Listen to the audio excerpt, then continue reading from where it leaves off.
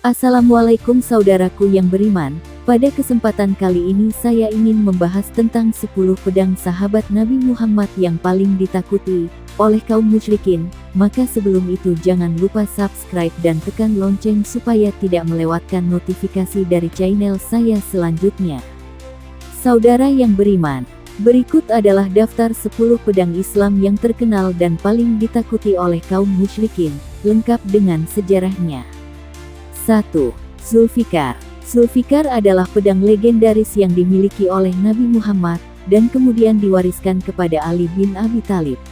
Pedang ini diberikan kepada Ali pada saat Perang Uhud, ketika Ali menunjukkan keberanian luar biasa dalam mempertahankan Islam. Zulfikar terkenal karena bentuknya yang unik, diyakini bermata dua atau bercabang di ujungnya. Pedang ini menjadi simbol kekuatan, keadilan, dan keberanian, sehingga sangat ditakuti oleh musuh-musuh Islam.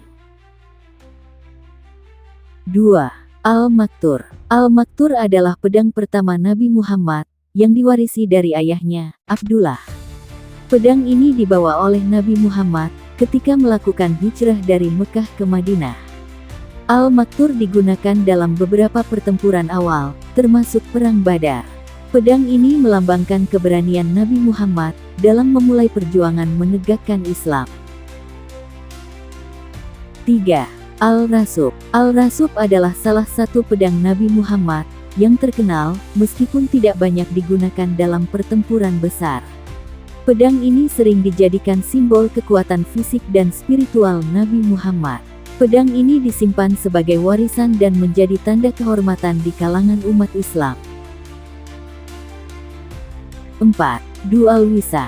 Pedang ini adalah salah satu pedang Nabi Muhammad yang terkenal karena ukirannya yang unik. Pegangan pedang ini dihiasi dengan tali khusus yang memperindah pedang dan menambah daya tariknya. Du'al-Wisah bukan hanya sekadar pedang perang, tetapi juga menjadi simbol kemegahan dan kepemimpinan.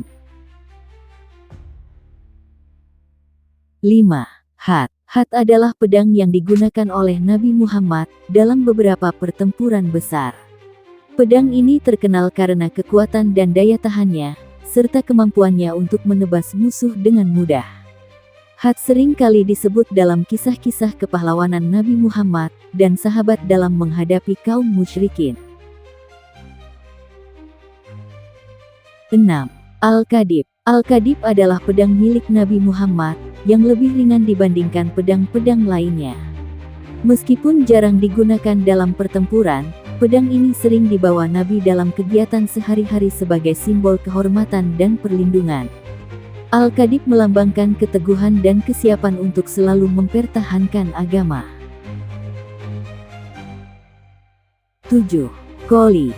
Qoli adalah salah satu pedang Nabi Muhammad, yang memiliki hiasan perak pada bagian pegangannya.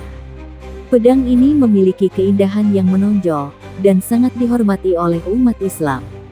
Qoli melambangkan kemuliaan Islam dan kejayaan umat Muslim dalam mempertahankan agama di tengah berbagai tantangan. 8. Batar.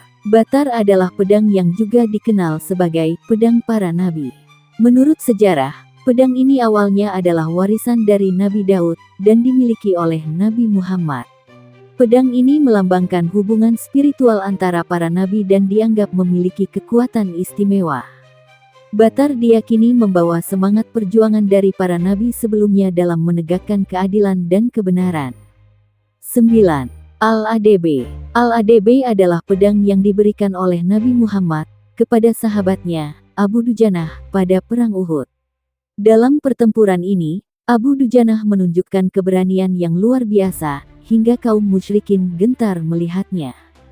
Pedang ini melambangkan semangat keberanian dan loyalitas para sahabat dalam membela Islam. 10. Al-Samsamah. Al-Samsamah adalah pedang milik Khalid bin Walid, seorang panglima perang Islam yang terkenal. Khalid bin Walid mendapat julukan Saifullah, atau pedang Allah, karena kehebatannya dalam pertempuran.